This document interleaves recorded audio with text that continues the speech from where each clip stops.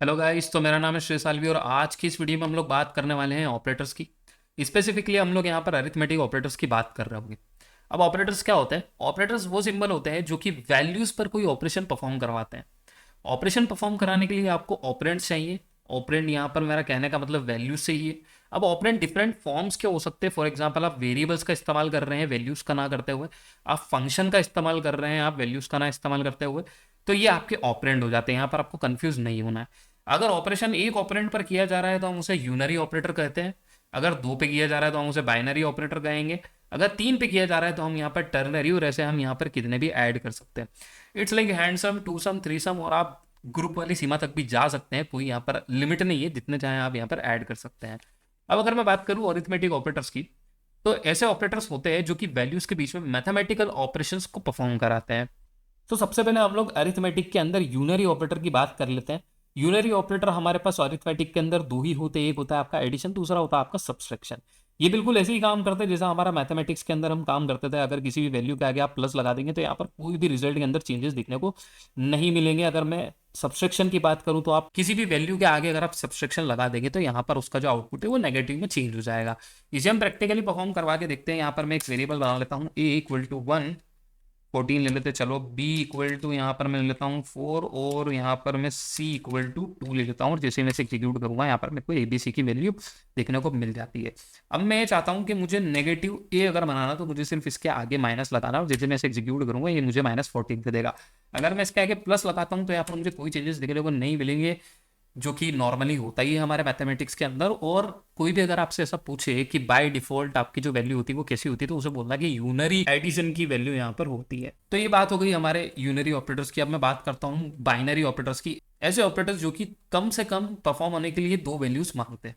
जैसे कि आपके पास एडिशन हो जाता है, सब्सट्रैक्शन हो जाता है, मल्टीप्लीकेशन हो जाता है, डिवीजन हो जाता है, फ्लोर डिवीजन हो जाता है, मॉड्यूलस हो जाता है, और आपका एक्सपोनेंट हो जाता है। अभी क्या चीज़ें होती है ये ना हम एक के बाद एक देखते हैं। तो सबसे पहले हम लोग बात करते हैं एडिशन की। मान लीजिए मैंने एक वैल्यू ली ए, इसके बीच में मैंने बी को ऐड कर दिया, तो मैथमेटिक्स की तरफ बिल्कुल जो है परफॉर्म हो जाएगा। 14 + 4 इज इक्वल टू 80। अगर मैं बात करूँ सब्सट्रैक्शन की तो मैं यहाँ पर करता हूँ बी माइनस सी, तो जो मुझे आंसर देखने को मिल जाता है 2। अब अगर मैं यहाँ पर बात करूँ मल्टीप्लीकेशन की तो मैं यहाँ पर करता हूँ बी इंटू सी, जो कि बिल्कुल मैथमेटिक्स की तरह 8 यहाँ पर हमें जो है 4 2 8 रिजल्ट दे देगा। अगर मैं बात करूँ डिवीजन की तो मैं यहाँ पर बी डिवाइड बाय सी करता हूँ, तो मुझे जो रिजल्ट है वो फ्लोटिंग पॉइंट 2.0 यहाँ पर देखने को मिल जाता है। अब यहाँ पर फ्लोट क्या है इसकी हम बाद में बात करने वाले हैं। और वहीं पर अगर मैं बी फ्लोट डिवीजन बाय सी करूंगा तो मुझे जो है इंटीजर वैल्यू में मिलने वाला है 2। तो ये जो डिफरेंस है, आप जब भी फ्लोट डिवीजन का इस्तेमाल करोगे तो आपको इंटीजर में रिजल्ट मिलेगा, लेकिन आप जब भी नॉर्मल डिवीजन का इस्तेमाल करोगे तो आपको फ्लोटिंग पॉइंट पे यहाँ पर रिजल्ट देखने को मिल जाएगा। फॉर एग्जाम्पल, अगर मैं यहाँ पर 5 डिवाइडेड बाय 2 करूंगा तो जो मुझे रिजल्ट है वो 2 देखने को मिल रहा है। नहीं पर अगर मैं 5 डिवाइडेड बाय सिर्फ 2 करूंगा तो जो मुझे है वो 2.5 रिजल्ट देखने को मिल पा रहा है। फ्लोर डिवीजन हमेशा आपको एक इंटीजर वैल्यू देगा, यानी कि पॉइंट के बाद जितनी भी चीज़ें उन्हें वो रिमूव कर देगा, और पॉइंट के पहले वाली जो भी वैल्यू वो आपको रिटर्न करा देगा। अब हम लोग बात करते हैं मॉड्यूलस की। मॉड्यूलस एक ऐसा ऑपरेटर है जो कि हमें दो वैल्यूज को डिवाइड करने पे जो उनका रिमाइंडर बच रहा है वो हमें ला करके देता है। फॉर एग्जांपल, यहाँ पर मैंने करा था 5 डिवाइड बाई 2, तो हमें जो है रिजल्ट मिल रहा था 2.5। वहीं पर जब मैंने इसे फ्लोर डिवीजन करा तब मुझे 2 मिल रहा है, लेकिन जब हम इसे मल्टीप्लाई करेंगे तो हमारे पास रिमाइंडर बचेगा 1। तो ये जो 1 है, अगर मुझे वो 1 चाहिए तो मैं यहाँ पर सिंपली मॉड्यूलस का इस्तेमाल करूंगा, और जैसे मैं इसे एग्जीक्यूट करूंगा यहाँ पर आप देख सकते हैं जो मॉड्यूलस रिमाइंडर में जो वैल्यू मुझे मिल रही है 5 डिवाइड बाई 2, तो वो मिल रही है 1।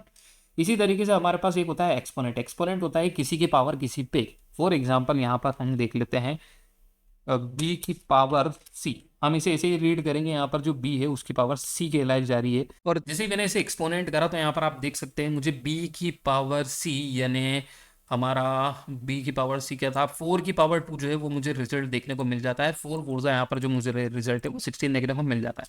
अब ऐसे ही आप जितने चाहें यहाँ पर बढ़ा सकते हैं, ए प्लस बी प्लस सी, फिर जो मुझे रिजल्ट है वो यहाँ पर टर्नरी ऑपरेटर हम इसको बोल सकते हैं कि टर्नरी हो गया।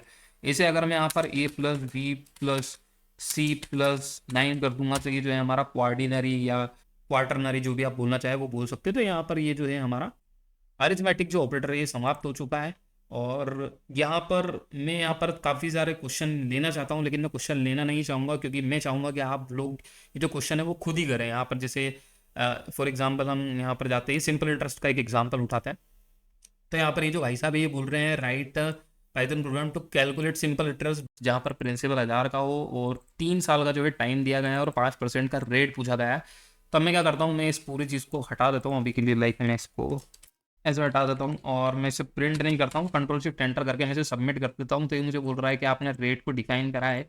मतलब ये आपको एक तरीके से सही डायरेक्शन में लाने की कोशिश कर रहा है कि भाई आप सही लिखो, कोड सही लिखो, गलत मत लिखो। यहाँ पर जैसे मैंने टाइम बनाया तो टाइम इक्वल्स टू में जो हमें शायद 3 दिया गया है, एंटर करता हूँ तो ये मुझे बोल रहा है कि भाई आपने सिंपल इंटरेस्ट को बनाया है नहीं। मैं क्या करता हूँ, सिंपल इंटरेस्ट जो है हमें दिया गया है इस फॉर्मूले से बनाने के लिए, पी जो है हमारा P into R into T अपन 100 ये बोल रहे हैं बनाने के लिए। तो मैं यहाँ पर क्या करूँगा, मैं यहाँ पर जो है सिंपल इंटरेस्ट का जो है कोड इस तरीके से, principal into rate into time divide by 100, और ये जो है, और मैं इसे कंट्रोल शिफ्ट एंटर करता हूँ तो ये देखिए यहाँ पर जो है मुझे ग्रेट वर्क देखने को मिल जाता है, क्योंकि हमें सिर्फ रिजल्ट को कैलकुलेट करना था। तो यार यहाँ पर ना आपको काफ़ी सारे इस तरीके के क्वेश्चन मिल जाएंगे, जैसे एरिया ऑफ रेक्टेंगल आप फाइंड कर सकते हैं, और भी बहुत सारे यहाँ पर क्वेश्चंस आपके पास हैं जिसमें से टेम्परेचर कन्वर्जन है। तो यार फटाफट से आके क्या करो, यहाँ पर प्लेटफॉर्म पर आकर के अकाउंट बना लो और इन सारी सुविधाओं का लुफ्त उठाओ, बिल्कुल फ्री में, इसके लिए आपको कोई भी पैसे नहीं देना।